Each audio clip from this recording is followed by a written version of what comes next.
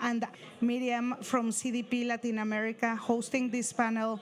CDP is a partner of the Alliances for Climate Action, and it's great for us to continue to work with them. And we were hearing on the panel before how everything starts with data, right? She said, and so that's why we're looking forward also to working more with CDP, with cities and data. So thank you very much, Miriam. And let me see if I can do something about the noise outside. Hello, everyone. Good afternoon. It's the third panel of the session, so thank you for all of those who are here. My name is Miriam Garcia. I'm the Associate Director for Policy Engagement at CDP Latin America. Why am I moderating ACA session? In Brazil, the ACA is a partnership between WWF, CDP, CBC, and ICLEI. So it's my pleasure to be here. And as Luli was talking, I think for us at ACA Brazil, data is a very important pillar of our ACA. Together with ICLEI, we do have the ICLEI Track platform where we see the data for subnational governments.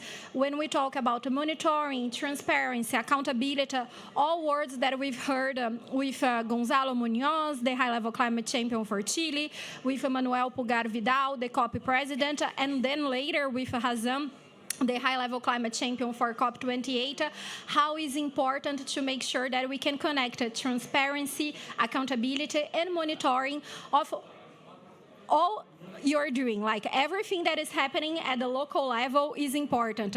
So for me, it's a great honor to have a panel that is so representative of ACAs, but so representative of the globe and the challenges that we have. I'm pretty sure we're going to listen challenges that comes from developed countries, developing countries, and the challenges that you face as cities in the different arrangements, governance arrangements that you have inside your jurisdictions. So I'm sure that the Brazilian representative of Porto Alegre will be coming very shortly. There is our colleague from ICLEI South America, but I'm also happy to have here representation from Tokyo Metropolitan Region, so Japan. I have a representation from Sydney, Australia. I have a representation here from Durban, South Africa. Amazing. Then we have a representation from Cerro Navia, Chile. Amazing. And then Mérida, Mexico. Amazing. So you're going to enjoy a lovely panel with a lot of representatives. And I would like to start with a first question. So I can start from Sydney, like the representative. You're going to be the first one. Yeah. Take into account that you and your colleague, you're native English speaker, so you're gonna support us on doing this. And I would like to ask two questions for you in the first round. So you have between 3 to 4 minutes. And of course, the first question, how is your city participating in the ACA of your country? So Australia, South Africa, Chile, Mexico, and Japan. And when Brazil arrives, Brazil. And the second question, all in once, all merged, would be what are the climate goals and plans that you're having in your city? So if you could start. I think there is a mic. Okay, great. 3 minutes. I'm sorry, I will have to moderate you quite well because I would like to hear the entire globe today. Of course. Thank you. Could we start with Tokyo? Would that be all right? Could we start on the other side with Tokyo first? No, that's fine. Sorry. Could we start on the other side with the questions? Thanks. I could start. She asked her to be the third speaker. That's why.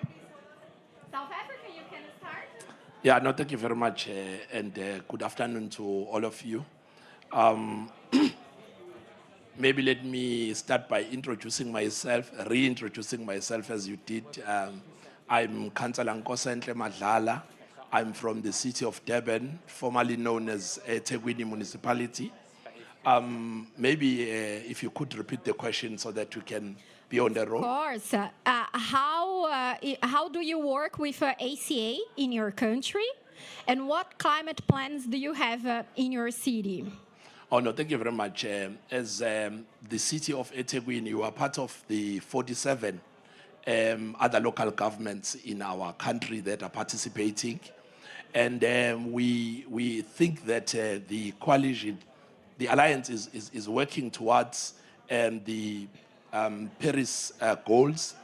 And we want to bring on board all sectors of society to work towards a common goal. In terms of we want to collaborate with business, with the youth, with civil society in ensuring that we achieve the goals.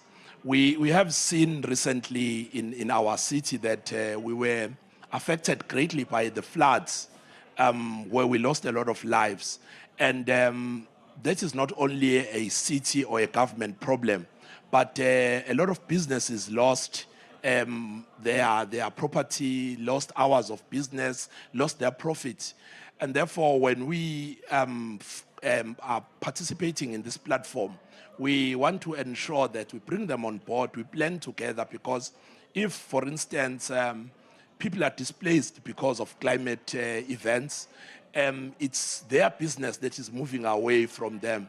You know that when you are doing your business, you'll have your market analysis and everything. You know that the best place for business is here. Suddenly there's a climate event and people are moved away and you've lost your business. So that is why we want to involve everyone, want to collaborate and share knowledge. What we have done is that we've provided knowledge through your webinars, where we are collaborating and forming partnerships, and we are hoping for the best. Thank you. That was amazing. When you said the importance of working together, I think we can connect of what was said on the previous panel about the importance of collaboration and not take for granted how collaboration is hard. So I think it's a testimony of how you're willing to have courage to engage on the fight against climate change and, of course, adaptation, as you said, that you are already feeling the effects of floods and extreme events. So I would now like to go to Alejandra from Mérida, Mexico. Alejandra, if you could present yourself and tell us a little bit how is Mérida part of ACA Mexico and what is your climate plans? Yes, of course. Well, nice to be here with all these panelists. It's with pleasure that we want to share with you a little bit things that in Mérida we have been doing. I want to start telling you that Mérida is the capital city of Yucatan in Mexico. So we have around 1 million population, and it has been hard because the city is growing fast. It's mainly urban, the growth that we have been having, and it's important to plan and to order and to align all these sectors that are growing among the city.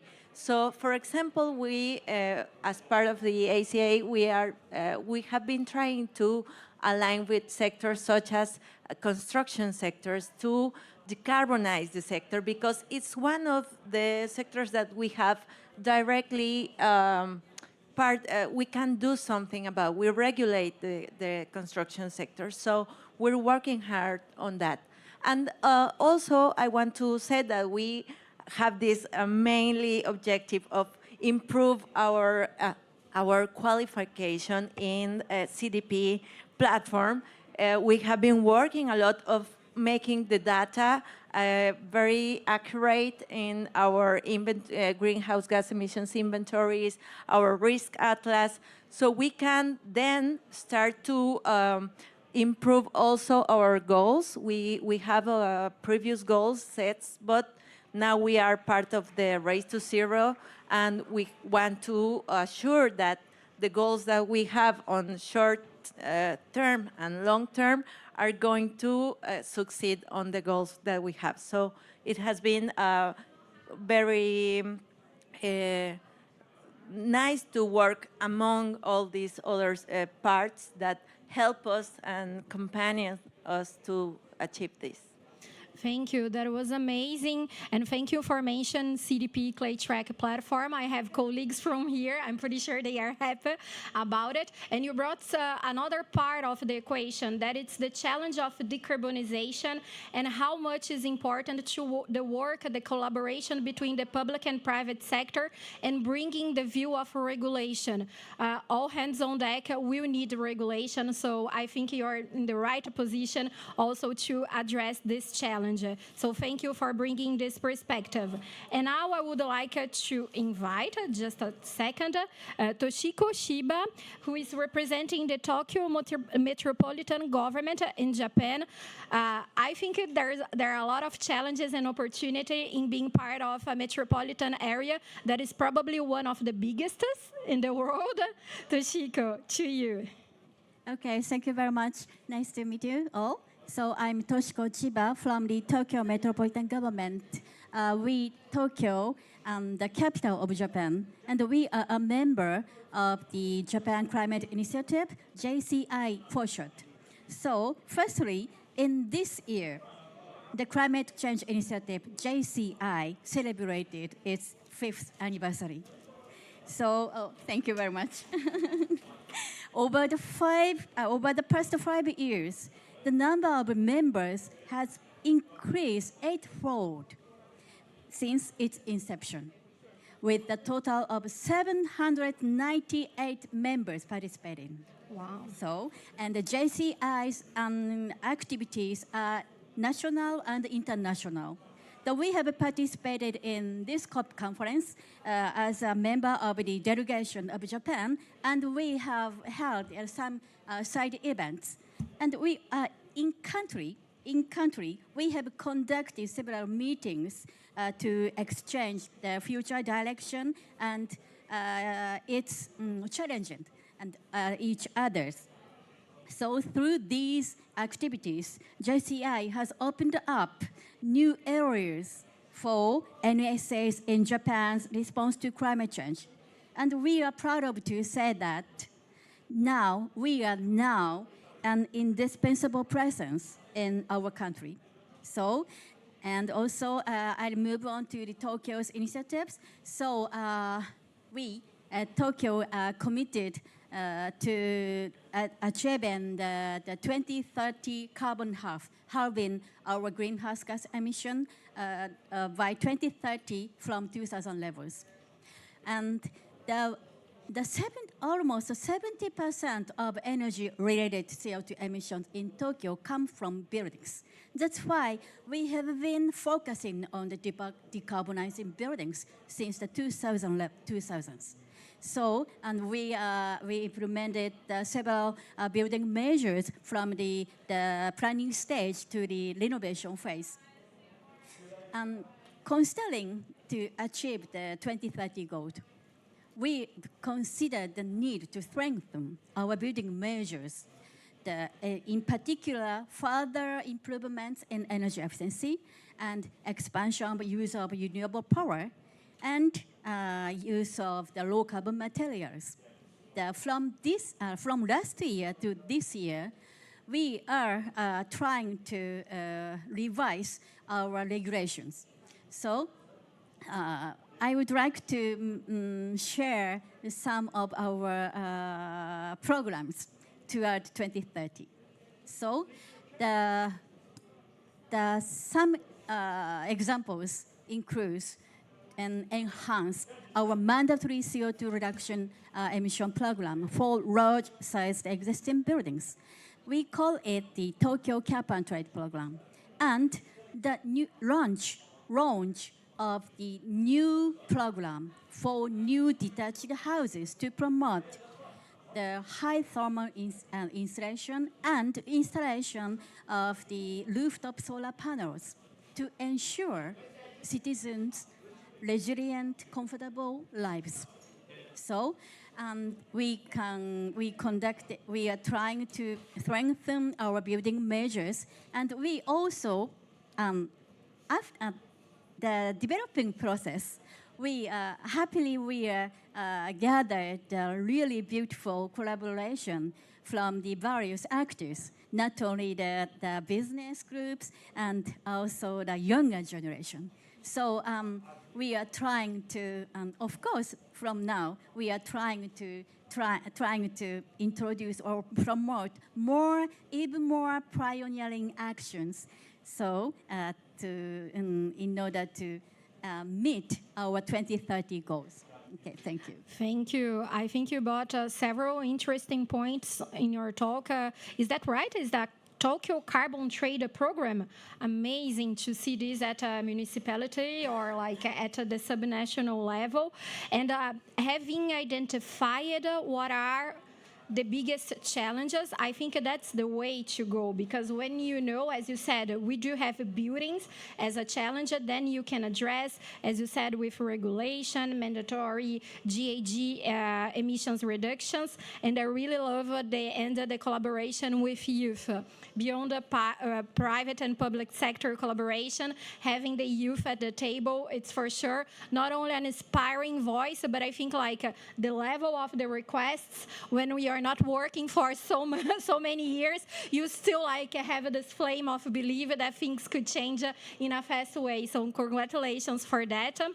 And now I would like to move to Mauro Tamayo.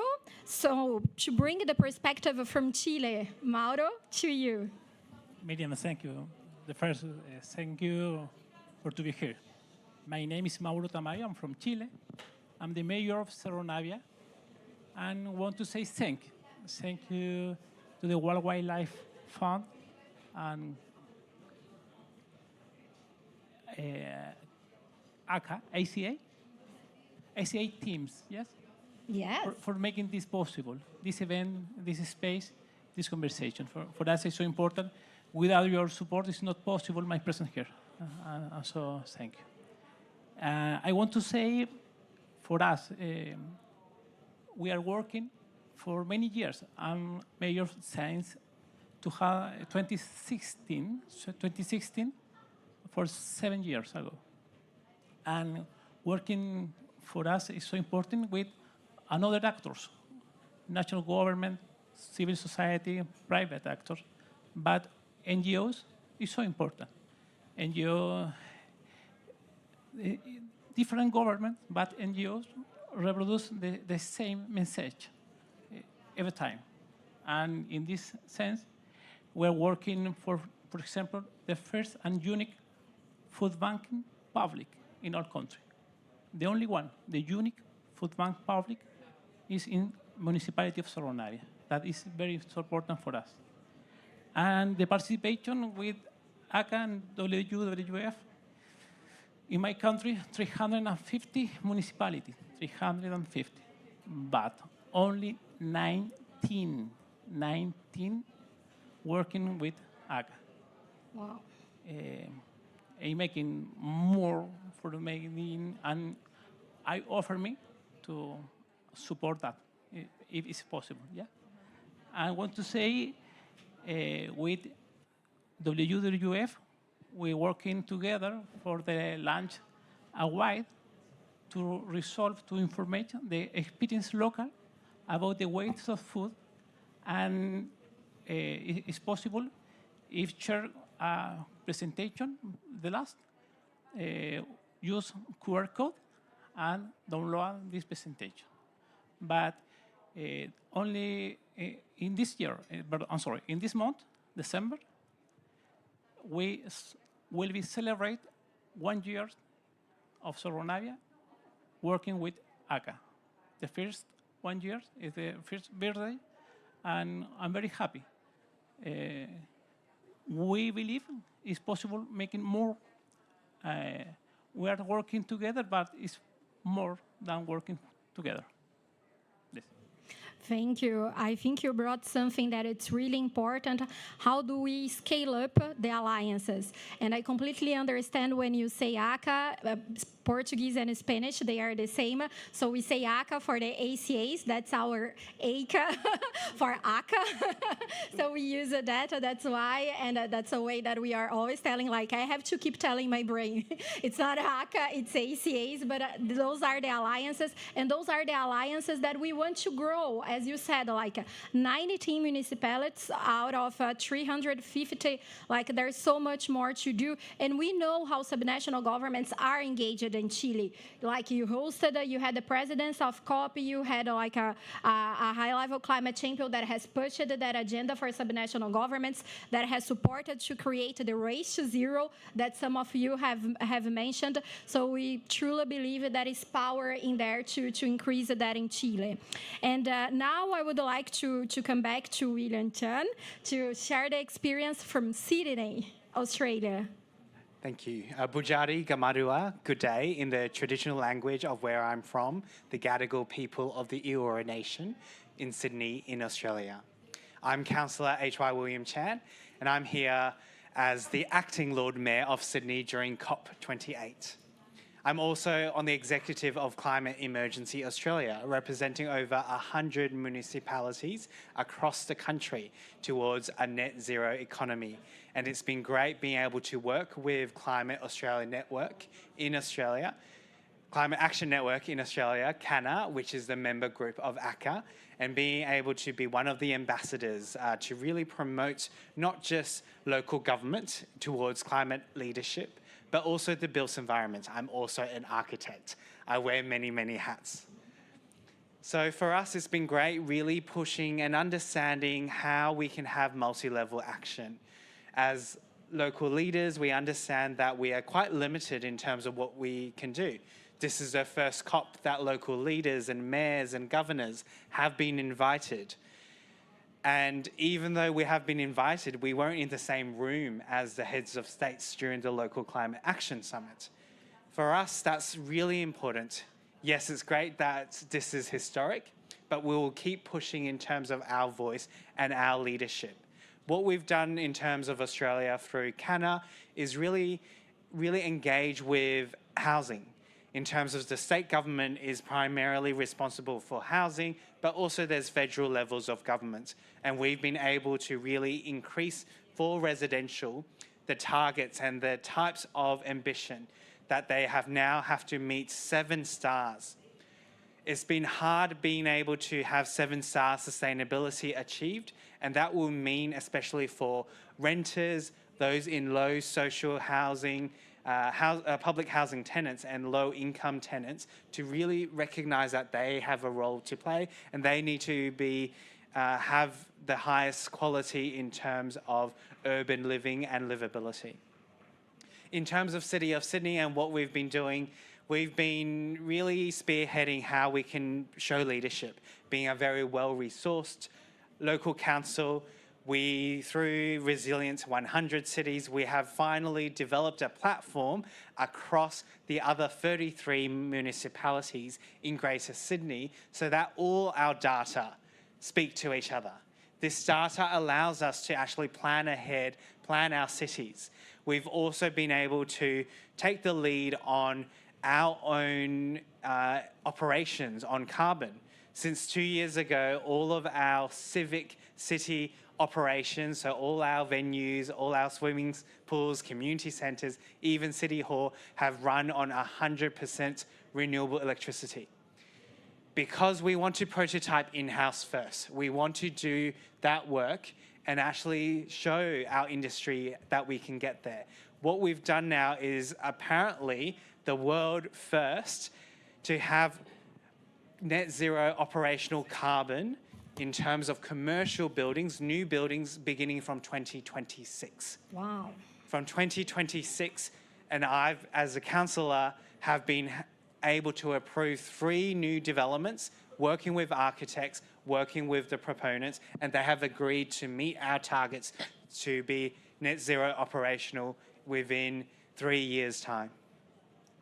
Amazing for sharing data. And I think, as you said, a multi-level action seems to be the word of the scope.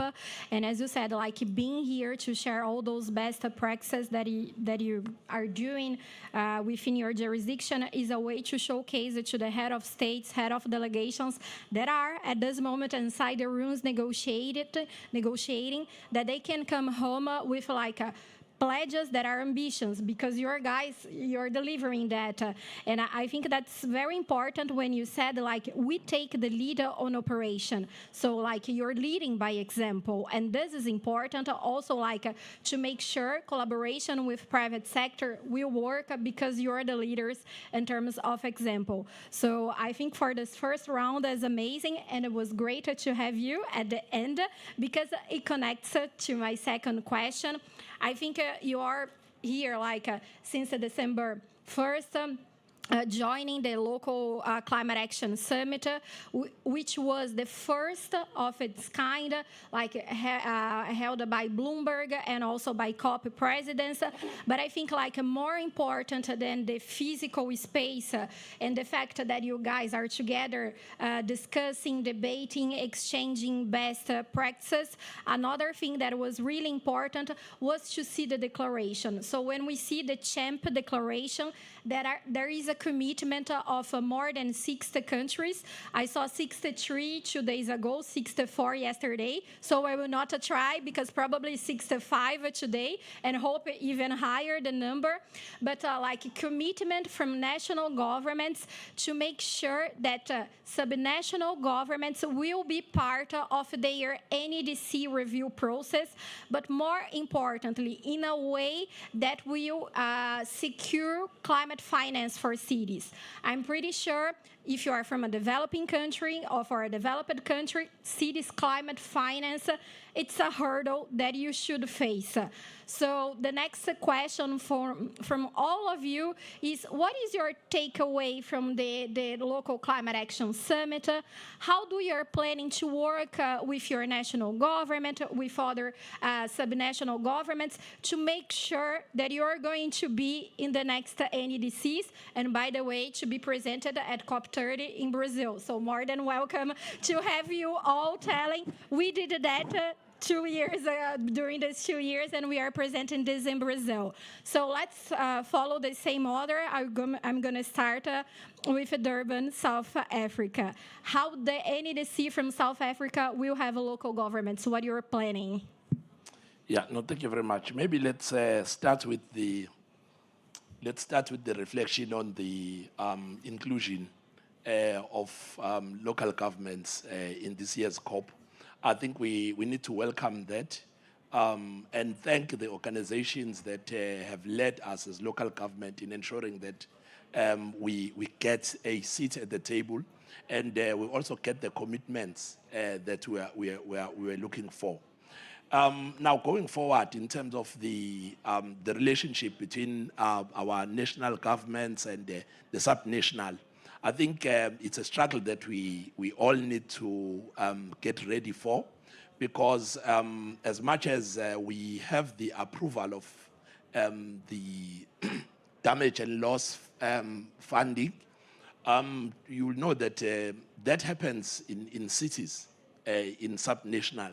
And therefore, the access to those resources we need to ensure that we don't only have a seat at the table here, the negotiations, but also at how actions are planned, how the money is disseminated, and where the money is directed. We also need to have a seat there as local governments, because I can assure you, the councillor sitting next to me and the mayor on my left, if someone has been affected by flooding, they're not going to go looking for the president. They are going to go looking for the councillor or the mayor.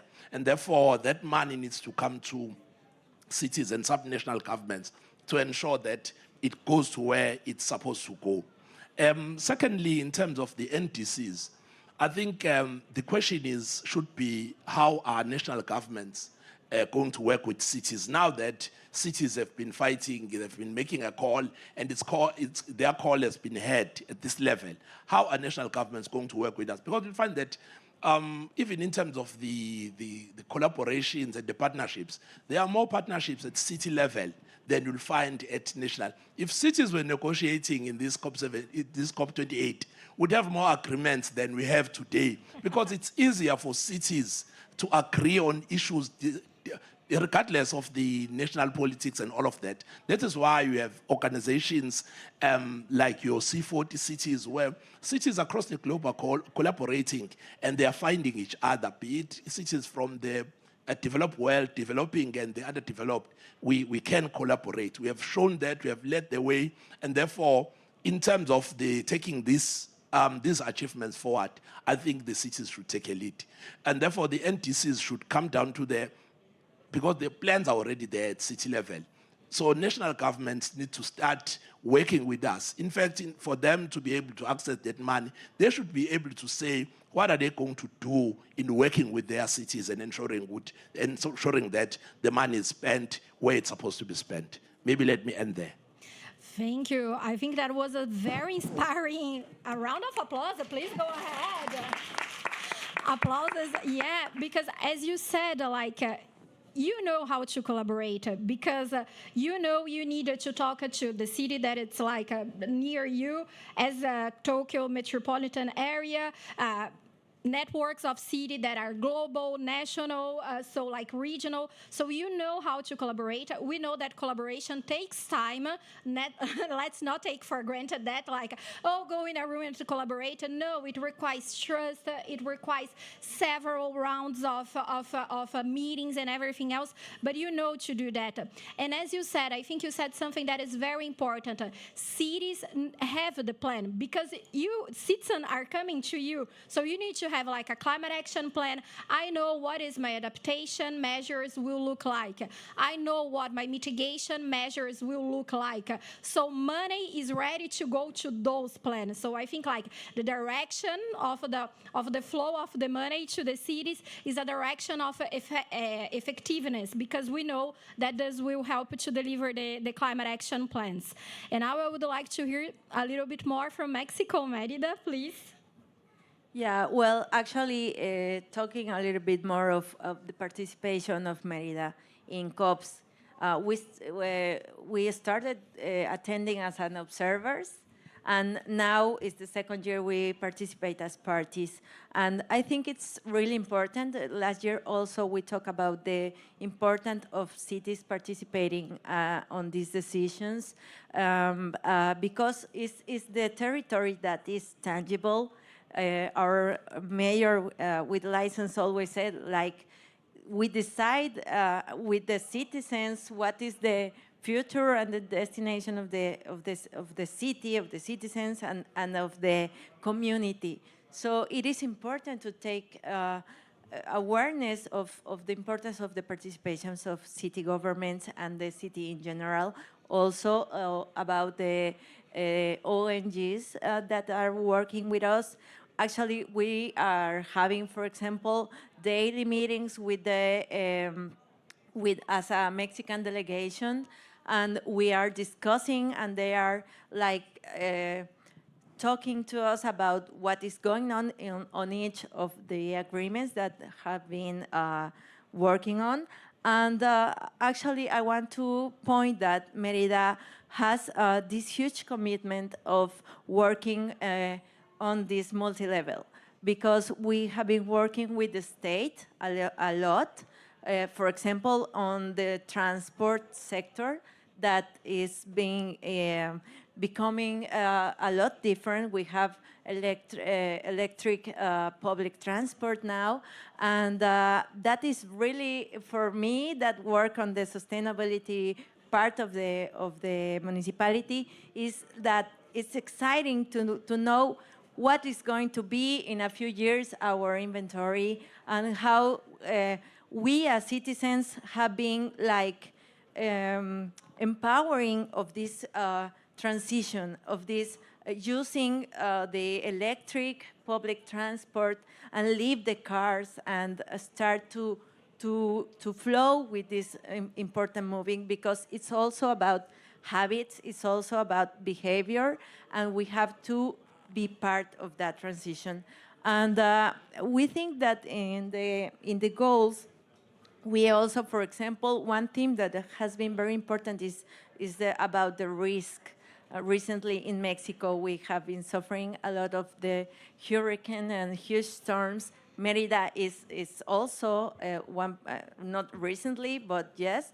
And we have been working on this insurance urban insurance facility for urban infrastructure, insurance facility, so we can be prepared in case of these huge events, and not to have these huge costs that doesn't allow us to have this kind of insurance. So that, again, data for us has been very important, and data not only comes from what the municipality can have, but also the state and also the federal government that, for example, in terms of energy, is the main sector, of course, that has this emissions participation. And now in Merida, we are, have been trying to make the transition to renewable energy, clean energy. But of course, we have also this natural gas, new plants. I know that it's also a big discussion in this COP,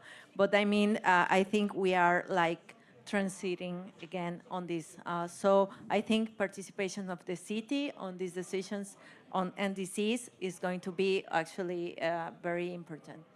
Thank you. Thank you for your inspiring words when you said like the vision of success or the vision of net zero we're going to have in the city, like with probably less cars or zones without cars, the electrical buses and everything.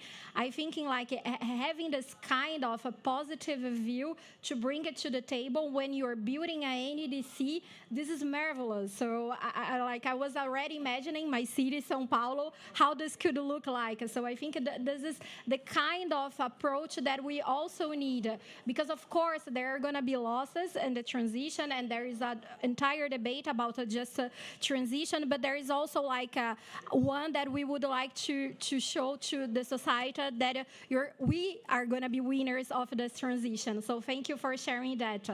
And now back to Tokyo. How do you plan to the metropolitan area of Tokyo? How do you plan to engage with the NDC in Japan? Okay, firstly, I'm sure that the importance of the role of cities has been said more than a decade. Regarding the COP conference, that is really valuable, where we can share the same concerns and discovered friends and share our ideas each other's. So, and also regarding the local climate action summit this year, the really celebrating year. But from my point of view, the next challenge is to go beyond the fact that the local government leader participated and find a direction for what to do in the next toward act practically. So following this situation, the role of national government roles is really crucial, we believe. So I'll give you some statistics in Tokyo. In Tokyo, our energy consumption has been reduced by around 27% compared to the 2000 levels. But our greenhouse gas emissions have only been reduced by 2.3%. This is because an increase in emission factor of power. So the most electricity used in Tokyo is generated fossil fuels. This is a reality. That's why for us, our local governments, the national governments, the role of national governments is really crucial. This is because they are responsible for finding out the next energy transition, such as the generation power mix. So we strongly expect the national government leaders to steadily increase the share of renewable energy, including the installation of rooftop solar PV or expansion of offshore wind powers. So we also collaborate. We also be able to collaborate with various actions between the national government and local governments. The following our initiatives from local government sides, that is definitely can be able to contribute the nationwide the NDCs. So we need more collaboration with the national government, I believe. Thank you. Thank you. That was also very important. Like when we have a big problem in front of us, like cleaning the room to see what should be done. As you said, like we needed to be practical in the sense like what is going on here and where should we tackle first. And I think you have this view with the numbers and stats that you shared and can share this with the government, like to provide this like a course of correction in terms of the traveling planning. Very, very interesting. And now going to Chile, how do you intend to collaborate in Chile? Miriam, let me talk about Cerro Navia. Cerro Navia is a urban commune. There live more or less 150,000 inhabitants.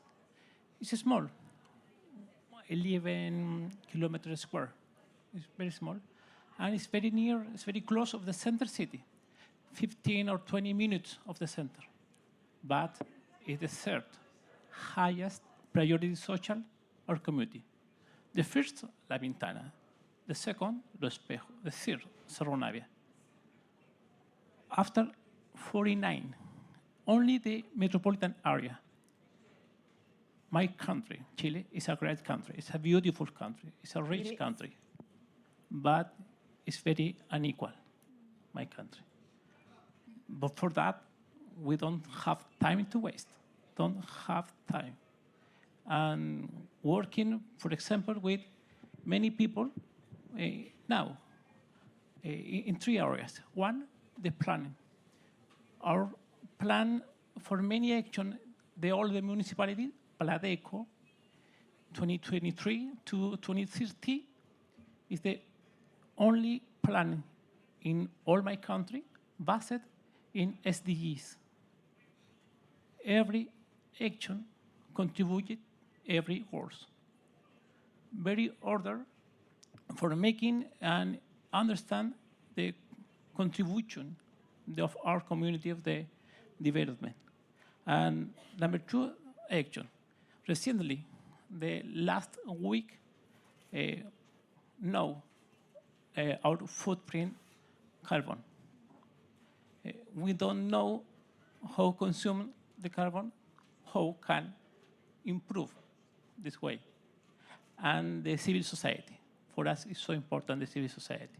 In different programs, for example, the Academy Agroecological and the Fund of the Environment in municipality, or for example, in the micro food banking. Community organization, they know where is the people, where is the needed in the older, the person with disabilities. And they distribute, delivery the food another neighbor. In this action, for example, and in the end of this meeting, I want to give this is the, how do you say, ollas comunes, kitchen, popular kitchen? How do you say? Yes. Popular kitchen, the people organized to the cooking and delivery of other people. And in my country, many years ago, the dictator, the people must organize it, and this practice now in 2023 is a reality. And this talk about that.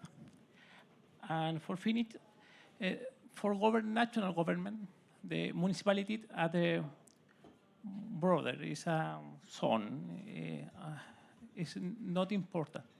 For that, don't consider it, for example, to the negotiation teams for the big goals, big agreement. And we know your accords, your agreement 2 years or 3 years before. It's not near the relations. if the national government know that local government is possible, local government be more ambitious, be more braver, be more faster. The change is possible. I believe change the world is possible. Begin the territory.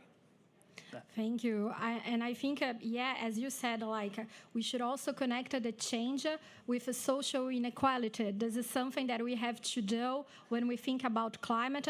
And I really appreciate the public food bank example, because I know like food production systems is one of the themes of this presidency, this COP, and this is also connected not only in terms of how much GHG emissions we are like meeting for the food production, but who is having access to food? This is also connected to social inequality thinking for bringing that. And our last intervention from William, Sydney, Australia, how we are willing to contribute. And you're probably going to have the presidents after Brazil. So if you were taking the stock of any diseases, Brazil, then Australia probably. With the Pacific. Yeah. Look, I think it was this is my first time at COP, and being able to attend the local climate action summit, it was really incredible. For the first time, Bloomberg also brought together their Mayor's Innovation Lab to COP. And the theme of that was on young people and how do mayors, city leaders engage with the next generation. For me, being a younger politician, it was great to be able to for them to recognize the need for younger voices to be able to have the next generation included in terms of not just our 2030 plans, but our 2050 plans. At the City of Sydney, we have 58% of people are under the age of 35. Wow. Myself included. Majority of the population in the City of Sydney is young. We have a young community. That being said, we also have over 50% of our community being born overseas, myself included. So I actually fit both of these categories. And I think it's really important for us to recognize how do we engage for the citizens of the future. And in council chamber, where I make decisions on the table, I've put a little label next to the empty chair next to me. And it has citizen of 2050 on that label. And as a decision maker, as a policy maker, it reminds me that I'm not making decisions for today, not for the now, not for the community that I speak to, you know, the community that is complaining about and you know, sending me emails every day. But I'm representing the Sydney-sider, the citizen of 2050. And it reminds me that I'm here to occupy a space that I might not necessarily thought I would occupy. But being with the other mayors has allowed me to feel that I'm not alone. That I felt during the local climate action summits that I am really representing not just my community, but really representing the others in terms of the other leaders who might not have the opportunity to be here at COP, but also to find my network, to find my people. And I feel like I found my people in terms of the challenges we face, the vulnerability that we deal with our day-to-day, but then also the sacrifice we make as elected members in public office. I've only been elected for 2 years, but I think it's important for me to continue this work because of the networks I found from C40 to ICLEI to ACCA in terms of me pushing this vision and our action. A good example in terms of the leadership we've had to work very hard on is for the past 10 years in Australia, we've had a conservative national government.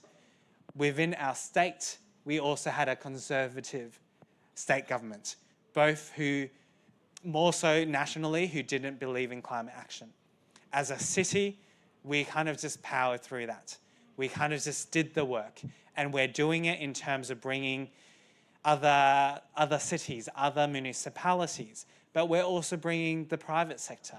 We've just opened in Australia, that's the City of Sydney asset, 3 levels in the new Salesforce building down next to the Sydney Opera House, the largest co-located climate tech hub in the country. This is the city's work. The Australian government now is a different party, a different government, but we need to kind of rebuild those relationships. Yes. We kind of have to change gears and tactics in terms of how do we negotiate with them. And even our net zero everything strategy target is net zero by 2035. Because we now have a different Australian government, we're investigating, could we push that to 2030? Amazing. And as you said, like with the change of government we had also in Brazil, we need to learn again how to sit on the table and discuss. Like we were happy on the first day, and then the second day, oh, hello, let's discuss again. So this is also challenging. And thank you for talking about that. I remember like once I watched like a speech from Kofi Annan, and he told like how important is for youth to believe in politics. Like we need the next generation to believe in politics and to engage in politics. Otherwise, there will be no salvation for us and for the world. And thank you so much. I'm inviting Luli here also to tell, because this was such an amazing panel, and they have to work to do over the next year. So it would be good to take stock of that, like in the next COP, and to see how they collaborated with their national government. Thank you so much for everything that you're doing in your countries, in your cities, and it was a pleasure to be here with you today. A round of applause.